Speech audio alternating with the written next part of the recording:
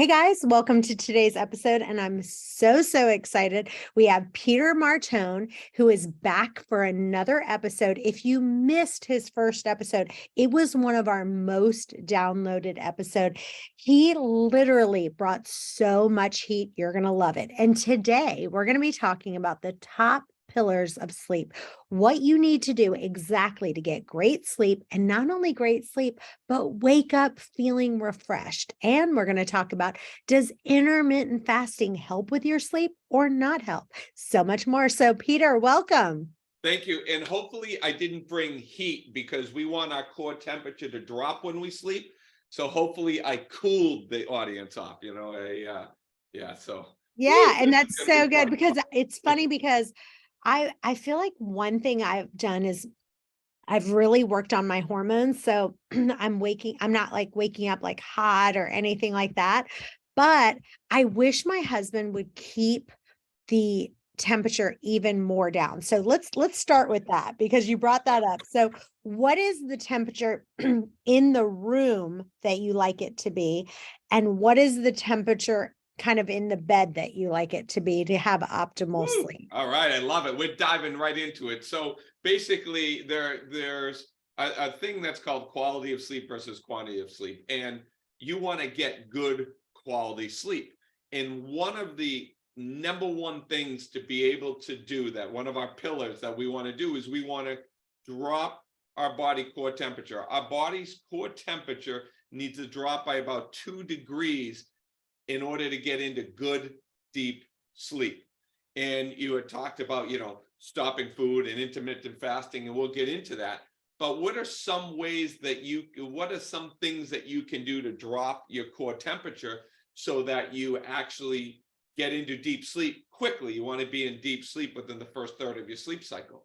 So one of the things that I tell my patients all the time is that the way that you use your covers is critically important in how your body temperature regulates. I believe people are using covers wrong, right? And we haven't been really taught how to sleep. We go to sleep and we're just like, all right, let's just fall asleep, and we take for granted that our body is going to do the rest. We sleep in poor positions. We're so bundled up. We sleep for safety purposes. We don't sleep for alignment and correction. So we're bundled up. We want to get all cozy, and then we fall asleep. Then we rip our covers off and we toss and turn all night long. So one of the best things that you can do to really to fall asleep and to temperature regulate is the way that you use your covers. And I love interactive stuff, Chantel, you know that. So I'm going to come down here. I have my bed here, and then I have these set of covers right here. Remember, your body is a heater. Your husband's body is a heater. I do not like two heaters under the same covers. So I like to use separate covers. Listen, you want to come together, you want to snuggle bug, that's fantastic. You snuggle pie at the very beginning of the night, but use your separate covers when you go to bed. And this is how I want you to use them. Your body only cares about the temperature from here to here. It doesn't really care about the temperature in your hands, and it doesn't really care about the temperature in your legs. So I like to use my covers. Actually, I have socks on right here, but I normally wouldn't. I like to use my covers from my waist, right, up to my chest. Use a little neck nest here. And I have my arms and my feet out of the covers. In that way, your body can temperature regulate out your hands and your feet. At the beginning of the night, though, you can like put everything tucked in, get a little warmth, and then stick your hands and your feet out. But that is the best way to temperature regulate, is to have your hands and your feet out of the covers, and then the temperature in your room about 68 degrees. I love that. I do that every single night. Actually have my covers really more towards kind of my knee. I have it covering my knee, but my feet, I always keep my feet out and I always keep my hands out. And I just started doing that probably a couple months ago. I told my husband because a couple times I didn't even do it on purpose, but he had actually woken me up because he would like pulled the covers and I was like, that's it. I said, you're getting Stop your right own there before you covers. go any further. Do you love me? And he was like, what? You don't want to share my own covers? So I have my own set now. I have a sheet and like a thin blanket, and that's my set. And now he has his. And we just started doing that. And, I showed you my sleep scores. They're like phenomenal, off Yeah. the charts. I have like a 92, 94, sometimes 95 on the Aura Ring. Like I really have my sleep dialed in. So that's awesome. But I just started doing that probably like, I don't know, maybe 4 months ago, something like that. Yeah, you're crushing your sleep scores. And that is, and really what's important is on your sleep scores, for those of that, to use an Aura Ring, but you can use anything to monitor your sleep. I believe that you cannot improve what you don't monitor. So I think it's important to have some sort of tracker. But your heart rate variability score, which is your readiness score, which is how rested you are. Some people wake up 8 hours of sleep and they're ready to go. Some people wake up after 8 hours of sleep and they're dead to the world and they're not rested. That you can monitor with what's called heart rate variability. So your heart rate variability scores, that's why I wanted to check it, is really high, which says that you're really rested, you had a lot of repair, and you're ready to go. So that's great. Your sleep scores are fantastic. Well, thank you. Talk about the ideal room temperature for just a second, because some people, I've heard different people say different things, and I've heard that some people say your ideal room temperature should be anywhere around 65 degrees Fahrenheit. Some people say 68, some people say 69. I know I keep ours around 69. I'd like to keep it at 68. My husband really pushes us to the 69, 70 kind of range, but what are you seeing? Are you seeing some people saying as low as 65 degrees? I'm going to tell you, that conversation doesn't matter as much as how much skin you have exposed, what you have exposed. So really, ultimately, what is your body core temperature? Your body core temperature typically is 98 degrees, right? Most people, 98.5, 98.4, whatever it is. So think about your body core temperature only needs to drop 2 degrees, whether it's 68 degrees, whether it's 65 degrees, whether it's 70 degrees. The only thing that really makes an issue is the warmer the room, the more skin you want to have exposed so the body can cool down. So if you're dropping from 98 degrees and you have the room at 70 degrees, that's still a big difference. You would just have to have more skin exposed from your legs down and your hands. If you have a cooler room, you have less skin exposed. So and then during the winter and the summer, those make a little bit of differences based on how our body is hardwired and our core temperatures are and our heart rate drops. But really the temperature, the goal is the body temperature to drop those 2 degrees. So the warmer the room, the more skin you have exposed. The cooler the room, the less skin you have exposed. Basically, that's how I would answer that question. Now you do have socks on right now. So what is your opinion about sleeping with socks on or I off? don't like it. And I'll tell you why. So there's something in the body that's called allostatic load. The allostatic load is a hierarchy of systems the body is going to keep online, and it will shut down other systems. So for instance, if you eat food and then you go for a swim, the body is going to do everything it can to keep you above water, and it will shut down your digestive tract and you'll get cramping in your stomach, because keeping you above water is a hierarchy, is higher than the musculoskeletal system and keeping you, or the digestive system at that point. For instance, if you are, so one of the highest allostatic loads is body core temperature. So you want to make sure that you maintain a healthy core temperature and use as little resources for the body to keeping it warm. Does that make sense? So, Mm-hmm. so I want in the core temperature, the body just wants to maintain here. Your hands and your feet can freeze. Your body really doesn't care about that. It really cares about this. So I want socks off, so your body can temperature regulate at your feet and your hands, and your core as warm as it can be. So So, good. because if it has to fight to keep the core temperature at 98 degrees, let's say you have a window open, in the cold air is blowing on you and you're freezing all night long because you're not bundled up enough from the core, you're going to end up suppressing immunity and you'll get sick. It's not the cold air that makes you sick, it's your reaction to being chilled, and your immune system's supposed to elevate in the middle of the night, not be suppressed. But the hierarchy would say if your body's fighting to keep it warm, it's going to suppress immune system, digestive system, and reproductive system. All right. Well, I have a listener question and it's really long, so I'm going to kind of just give you the highlights reels. It's from Sanjay Patel in Austin, Texas.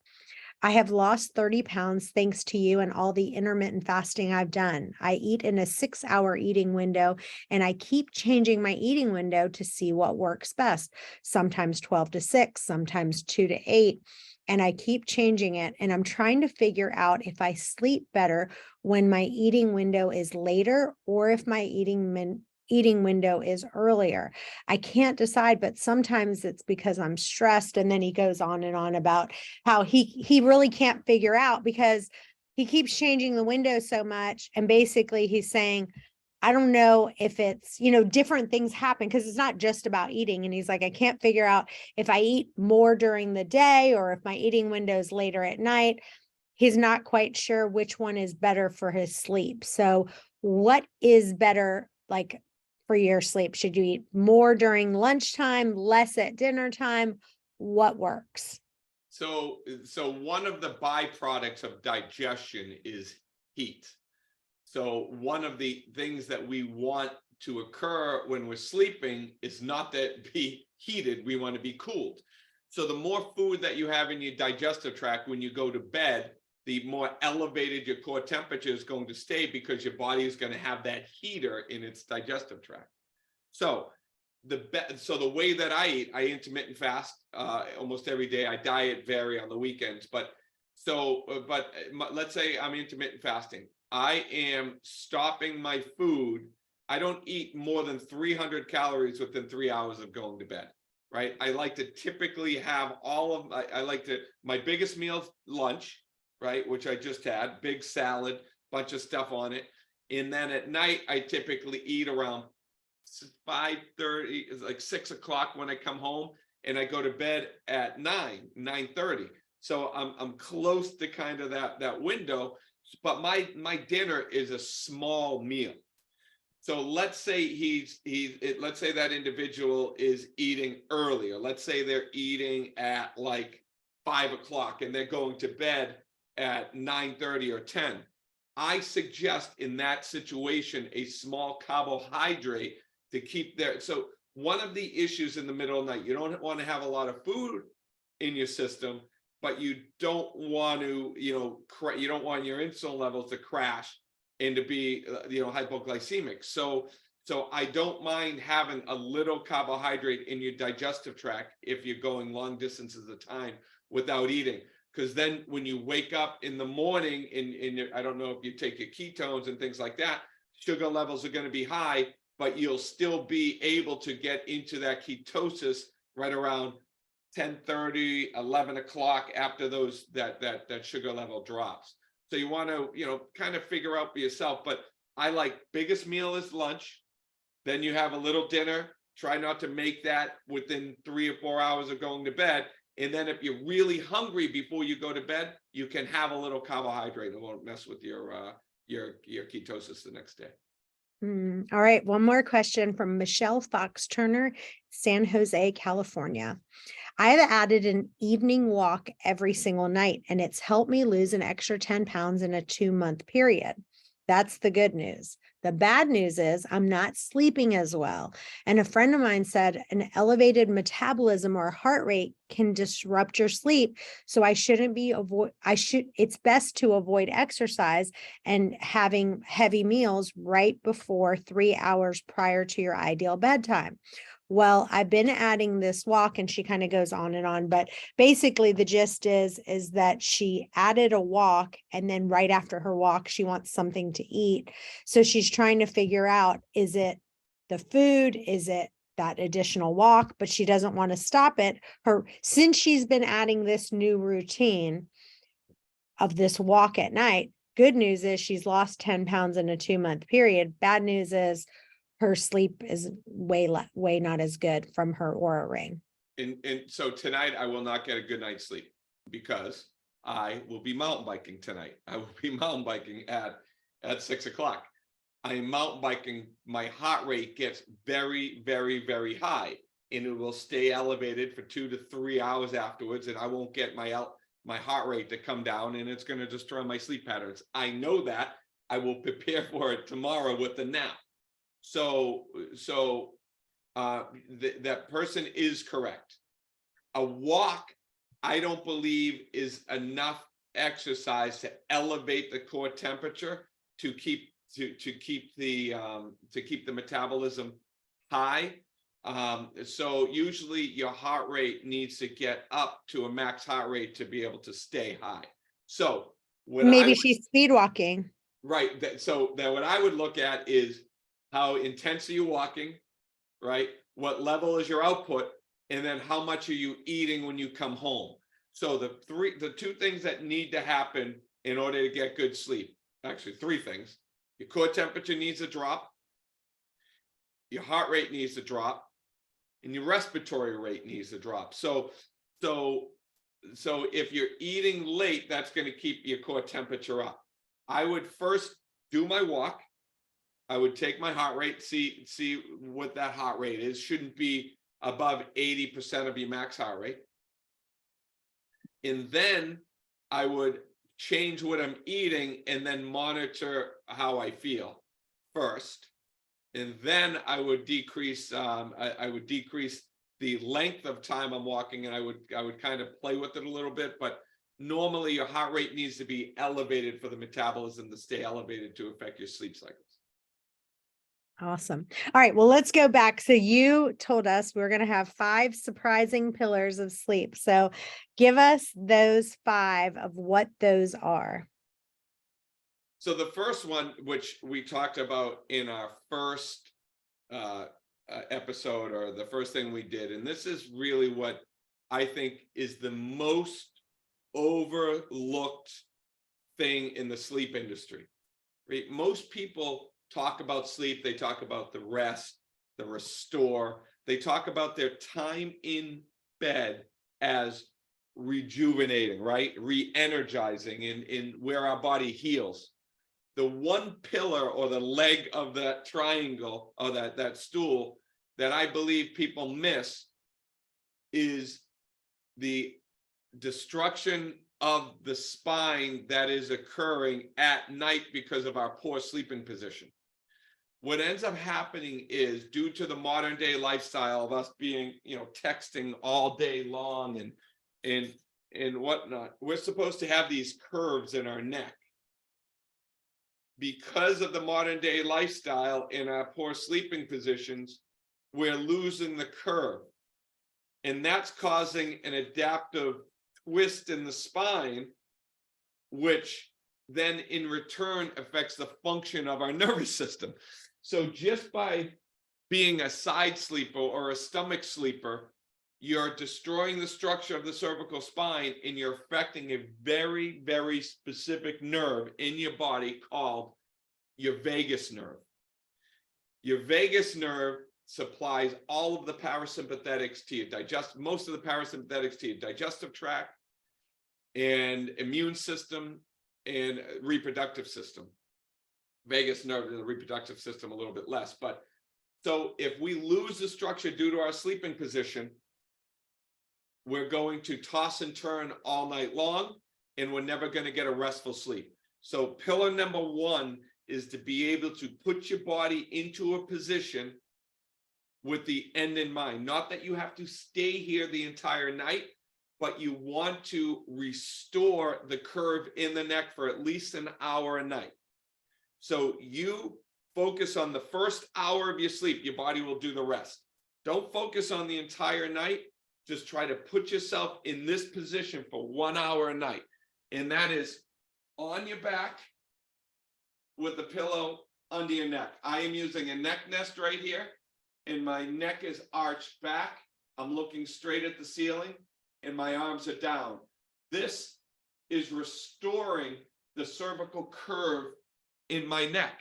And most people say, I can't sleep like that. I'll snore, or I won't be able to breathe. The goal is to just stay in that position 1 hour a night. Then do whatever the heck you want. Even if you fall asleep like that, if you're snoring, your body's going to turn you anyways. Focus on 1 hour of aligning the spine. We call that corrective sleep therapy. 1 hour a night to be able to reverse the damaging effect of the modern day lifestyle.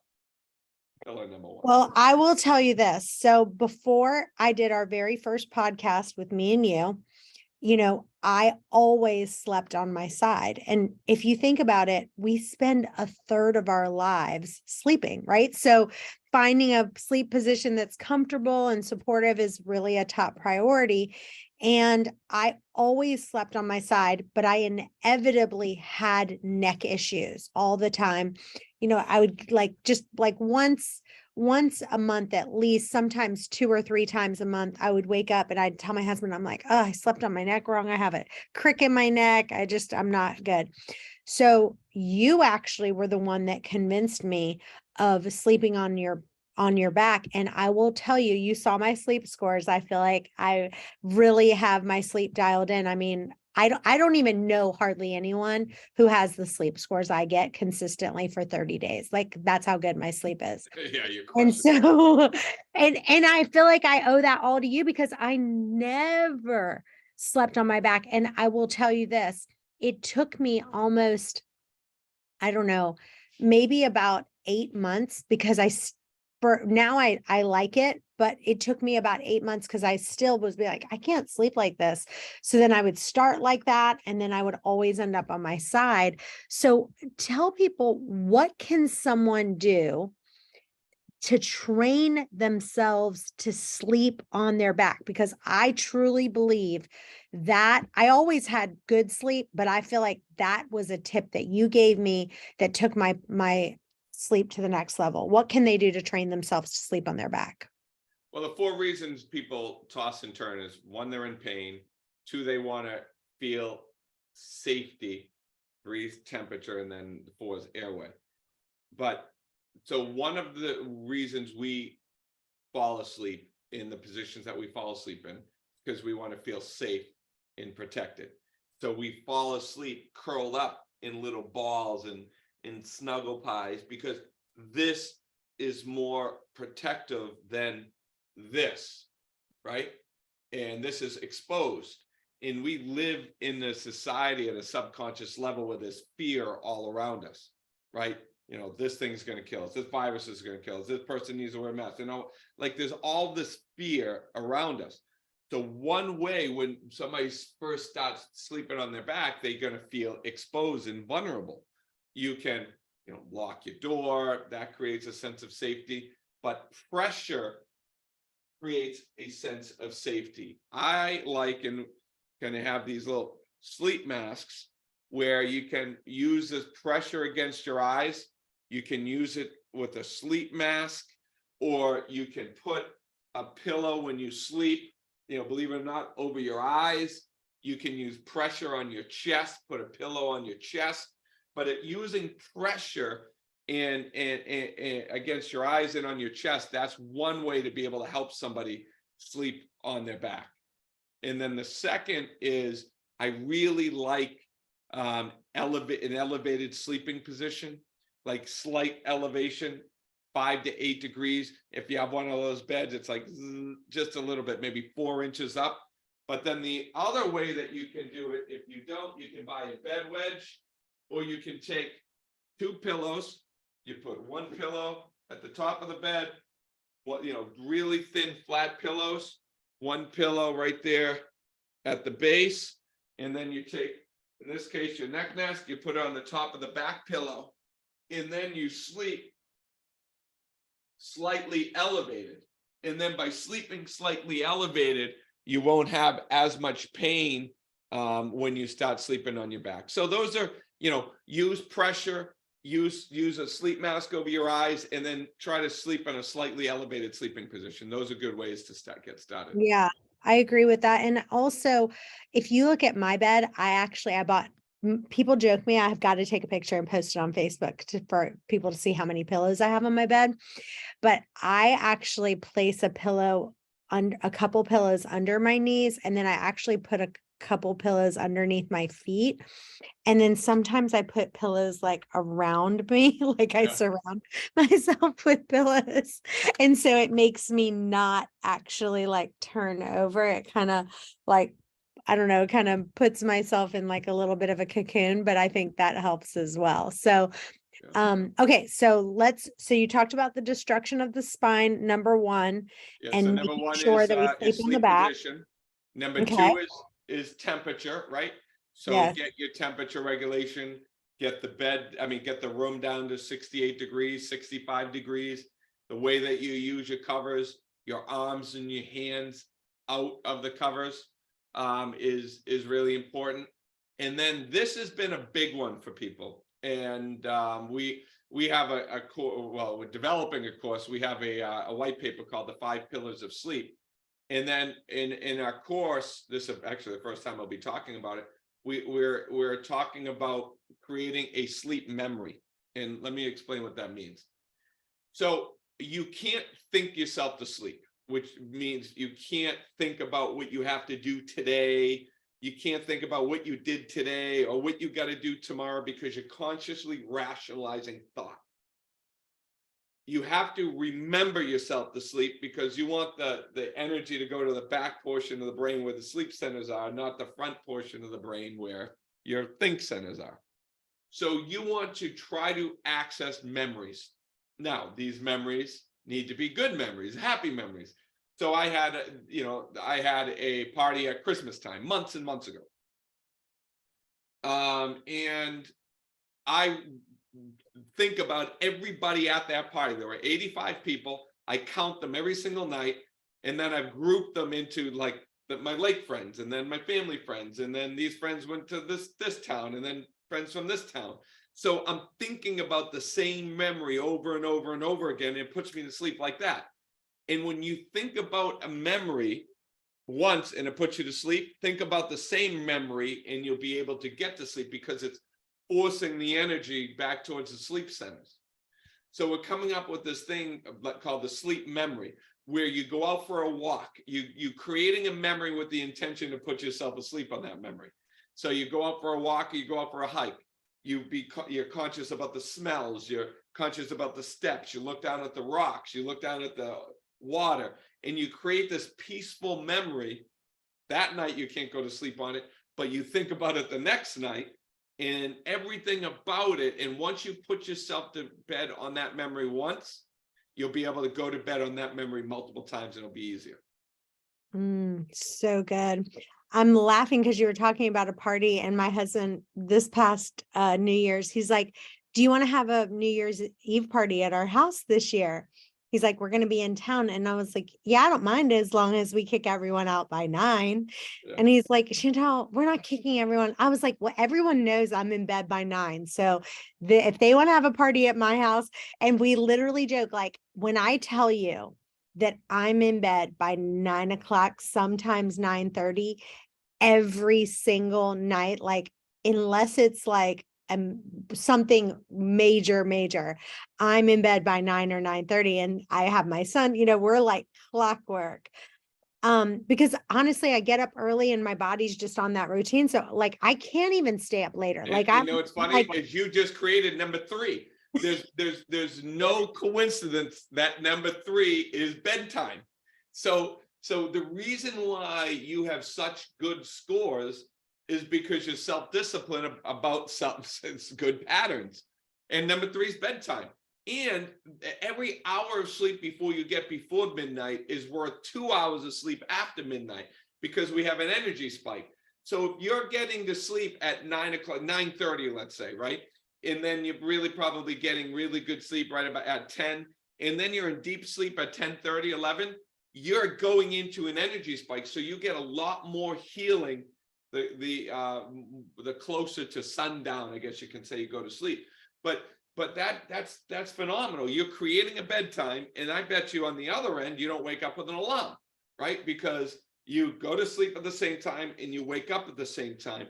And then our body goes through these consistent sleep cycles, and your body likes consistency. So it can depend on, this is the time I'm going to go to bed, this is the time I'm going to wake up, and everything, the body will get in its own rhythm. And that's what really, that's a secret sauce right there. Is, we stay in these artificial lights, and we stay up to watch our shows, and next thing you know, it's midnight, and then the night before you're more tired, so then you go to bed at 9, and then 10:30 the next night, and you vary your bedtime. The body hates that. It destroys your sleep patterns. So explain why that is. Why is it that every hour before midnight is double? Like what's the science behind that? So so there are different stages of sleep, right? There's shallow sleep, right? There's REM sleep, there's deep sleep, right? Arguably, not arguably, in deep sleep is where you get the most amount of repair, right? Where your body does most amount if it's repairing. In your deep sleep, typically, not all the time, but most of the time, you get most of your deep sleep in the first third of your sleep cycle. So right at the beginning. And if you're in deep sleep and your body goes into a little bit of an energetic state, you're going to get greater repair during that energetic sleep while you're sleeping. That's almost like the second wind, right? Like you're really tired around 9, 10, 11 o'clock.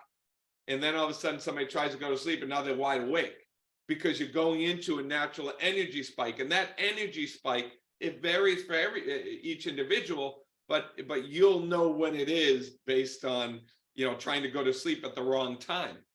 You want to be in deep sleep before that energy spike, so you get more deep sleep healing, basically, is in a nutshell how it. Okay, so number one is the destruction of the spine, making sure we're sleeping on our back. Number two is the temperature of our room, the arms out of the covers.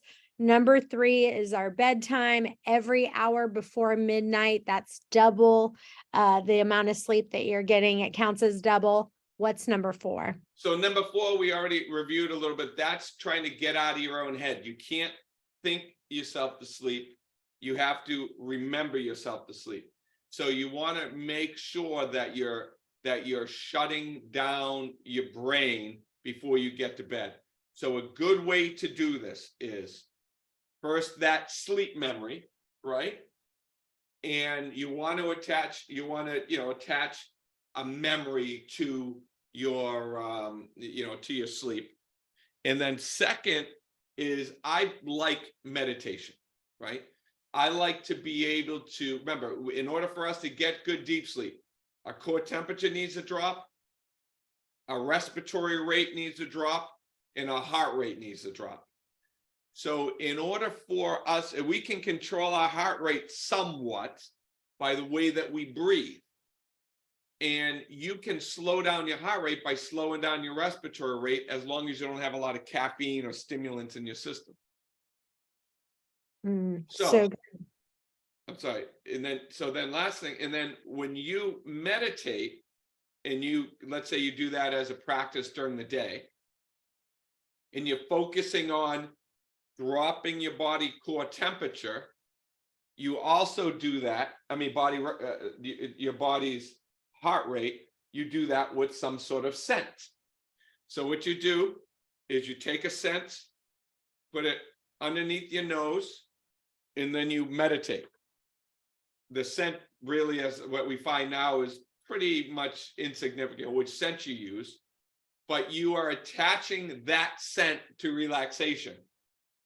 And then right before you go to bed, once you've done this over a period of time, just use that scent. Some people use lavender, some people use lemon, some people use cinnamon. The scent, what I find, doesn't matter if the habit is controlling your breathing during the day or doing some sort of meditation or prayer, and then being able to attach a scent to that and then use that scent at night. That is a really good biohack to be able to drop that heart rate down quickly by using aromatherapy.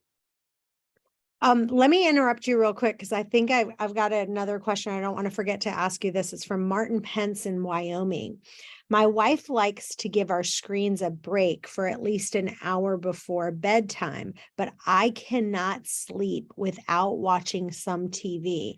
And this is a major fight between the two of us. What can we do to come up with a compromise? Well, no TV in the bedroom, right? TV should be off in the bedroom at a specific time. If you want to watch TV, you can get your stimulation downstairs and then come upstairs to go to bed. But some people, I heard a guy talk once, they actually recommend screen time on a cell phone. I don't recommend that, but you can recommend, that people play games, things that are rhythmic, that don't stimulate you. Some people reading a book stimulates them. Some people, watching TV stimulates them. And some people, they can do either of those and then go right to bed.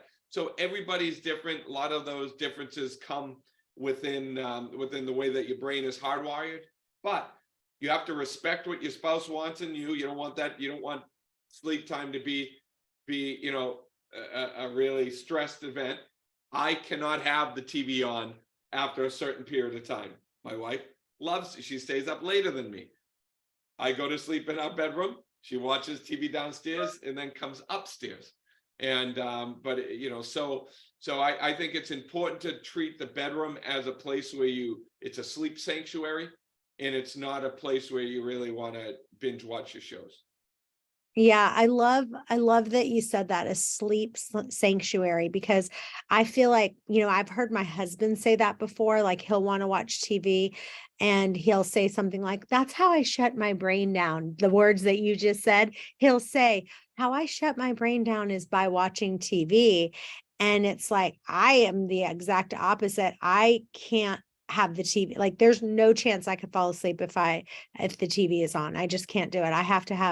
I like to have complete silence with maybe one of those, like the fan going, Yeah, no, I totally agree. Yeah, that rhythmic type. We're working with a pianist who is doing some really cool tones for us, so we can come up with a sleep tone therapy where it's in this very specific high bass little like speaker, and with this specific music, so that we can kind of stimulate some delta patterns. So we're working with that stuff right now. Awesome. And what's number 5? So number 5 is just for people. This is more like kind of a reference point for people to understand quality of sleep versus quantity of sleep. So it is so important to wake up well rested and refreshed to get good quality sleep. Now, the specific things that kill your quality of sleep are things like elevated heart rate and elevated temperature. So a few biohacks that we have, first off, is decreasing your food late at night, right? You want to eat, you want to stop your food early. You want to make sure that you don't have a lot of toxic chemicals within your environment, like alcohol or any drugs or things like that, because just as digestion creates heat, so doesn't detoxification create heat. And then something that I think is really, really critical for people to understand, because elevated heart rate, whether it's from exercise, whether it's from stress, or whether it's from artificial stimulation, an elevated heart rate will destroy your quality of sleep and will keep you out of deep sleep, and you'll end up getting REM rebound. You'll be able to fall asleep like if you exercise or have these stimulants, but you won't get good quality of sleep. And the number one thing that people use across the globe is caffeine. So I think it's really important to talk about caffeine. I think caffeine is good. I think people can use it as a stimulant. I think people can use it for ADD. I think you can use it for metabolism.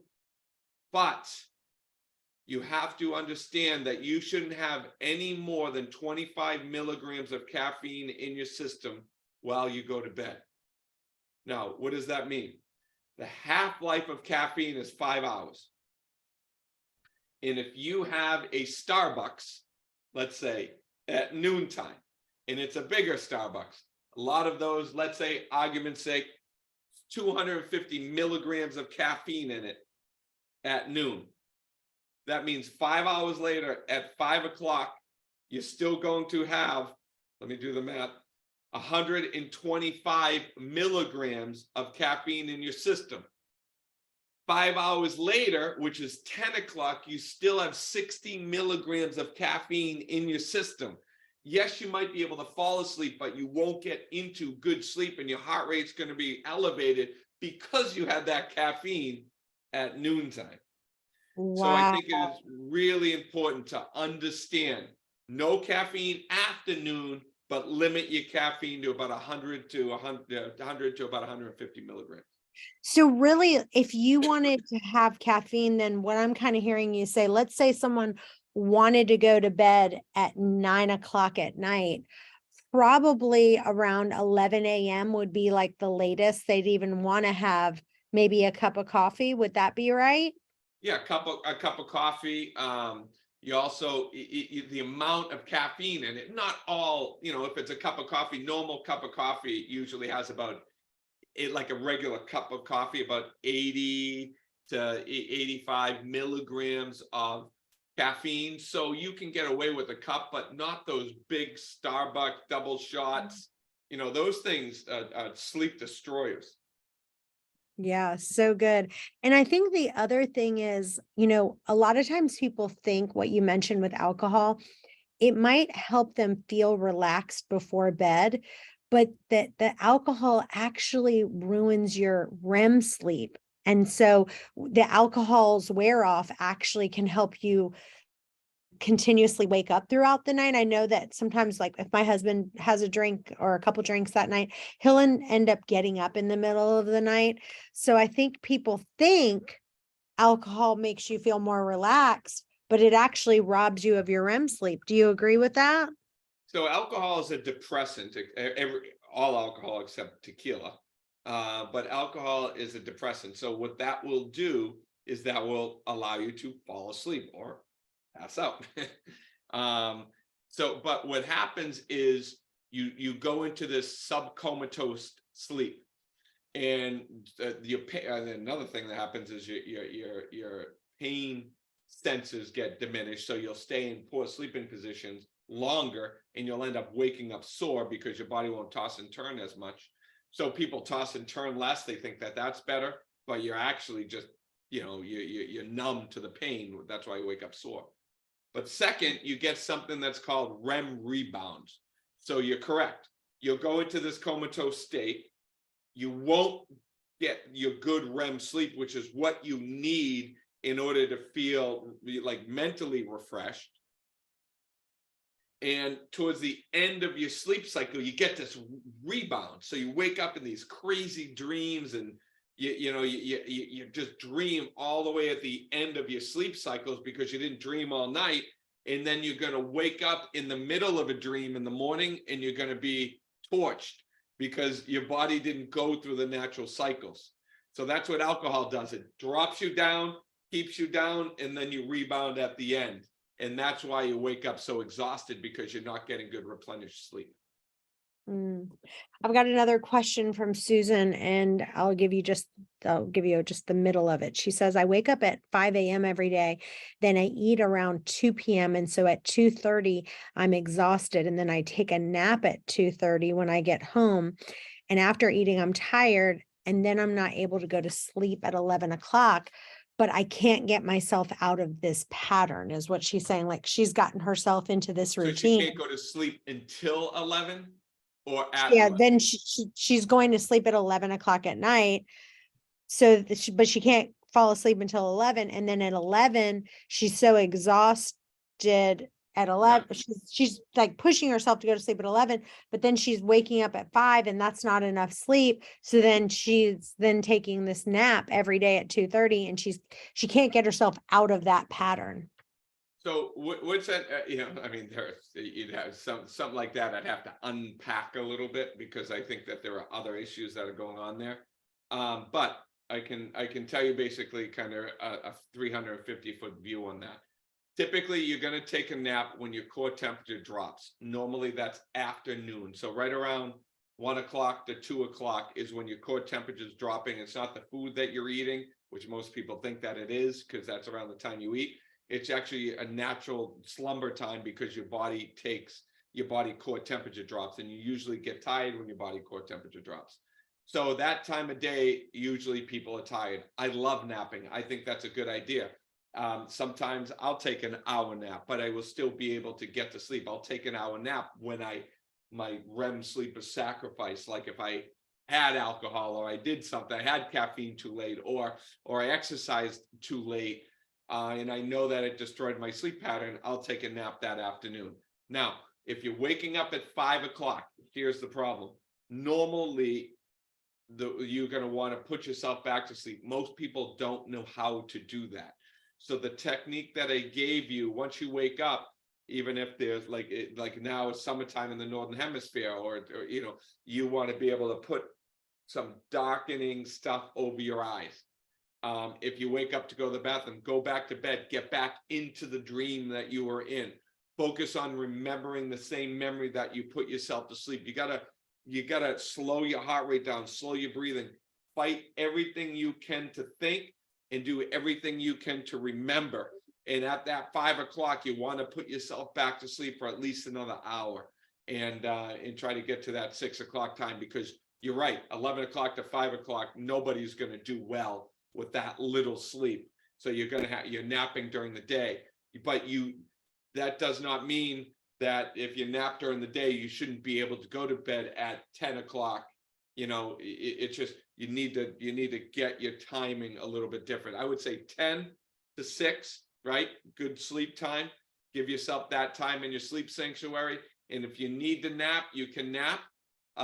If you're really tired, then there's something wrong with your sleep cycle. So it could be some other issues. Awesome. Well, this has been amazing. Tell people about this special offer we have for them at necknest.com/Chantel Ray. Yeah, no, I love education. So when Chantel and I were talking, she's like, well, like we could offer a neck nest. We did that. So what about offering education also? So this is what we had talked about. So we have something that's called the neck nest. The neck nest is specifically designed. You can go to necknest.com/Chantel Ray, and you can find out a little bit more about the neck nest, and you can click the button there and you'll get 15% off. But really what's important to us is you buy a product, you're going to just, a lot of times, if you don't know how to use it, or you don't know what to do with it, it's just going to lie on your bed, and you're going to hate it because you don't know how to use it. Even though we have videos and stuff like that to teach you, there are certain things that are going to come up. So we have this program called the Corrective Sleep Program. And what the Corrective Sleep Program is it teaches you how to use your neck nest, teaches you how to become a back sleep, it teaches you how to eat, how to use your covers, how to set up your room, what angle you put your bed in the room. So it goes over all of these variables when it comes down to sleep, what elevated sleeping is, how to sleep with a spouse. So if you choose you want to do that, then we're offering 50% off of that whole program. So it's either 15% off just a neck nest, or 50% off a neck nest with sleep education. You choose if you decide to come into our world. And if you do, we'd love to have you. And then if you just want to come into our world, we have a free sleep community. You can come in and just play around and ask questions in there too. I love it. Well, you are an incredible teacher, Peter Martone. It's always been a pleasure having you on, and I am grateful to you because I feel like my sleep has massively improved since the last time we talked. If you didn't get a chance to listen to the first episode, I highly recommend you doing that. And if you're just listening to this episode, it's a lot better to watch it on YouTube just so you can watch Peter show you some good tricks there on watching it instead. So you guys stay tuned. We've got another episode coming up in just a few. Bye bye for now.